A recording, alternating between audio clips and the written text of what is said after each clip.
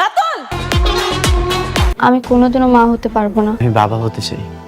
গরিব ঘরে রাজপুত নাটকে এবার রাতুলকে ঘাড় ধাক্কা দিয়ে অফিস থেকে বের করে দিল মেঘলা। এমনই একটি পর্ব দেখতে পাবে এই নাটকের দর্শকরা। আমাকা কিছু হতে যাচ্ছে আগামী পর্বে। চলুন তাহলে সেই পর্বটি সম্পর্কে আমরা জেনে নেই। গরিব ঘরে রাজপুত নাটকটি যতই দিন যাচ্ছে ততই দর্শকদের প্রিয় হয়ে উঠছে। একের পর এক ধামাকাদার পর্ব উপহার দিচ্ছে এই গল্পের পরিচালক। তবে আগামী পর্বটি আরো ইন্টারেস্টিং হতে যাচ্ছে। এই পর্বটি দেখার জন্য প্রস্তুত ছিল না এই নাটকের দর্শকরা। তবে এমনই একটি পর্ব দেখতে চেয়েছিল তারা। তখন রাতুলকে উচিত শিক্ষা দেয় মেঘলা। ঠিক তেমনটাই হতে যাচ্ছে। এবার রাতুলকে উচিত শিক্ষা দিল মেঘলা। বৃষ্টির কাছে যখন সন্তান চায় অনিক, তখনই বৃষ্টি।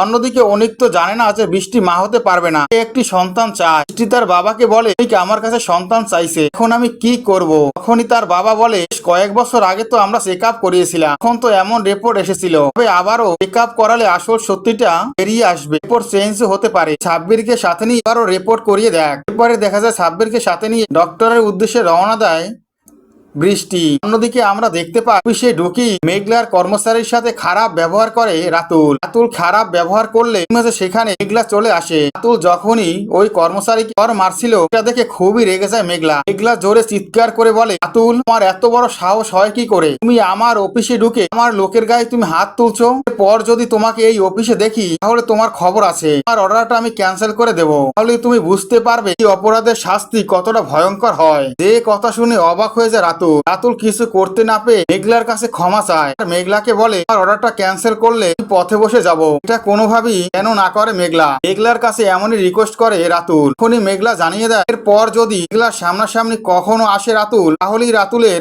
ক্যান্সেল করে দেবে মেঘলা। এই কথা শুনে রাতুলও সিদ্ধান্ত নেয় রাতুল আর কখনো মেঘলার সামনাসামনি হবে না। গরিব ঘরের রাজপুত নাটক দর্শকরা এমন একটি পর্ব দেখতে পাবে। ভিডিওটি ভালো লাগলে অবশ্যই একটি লাইক করুন। গরিব ঘরের রাজপুত নাটকের পরবর্তী আপডেট পাওয়ার জন্য আমার চ্যানেলটি সাবস্ক্রাইব করে বেল আইকন অন করে রেখো। ধন্যবাদ।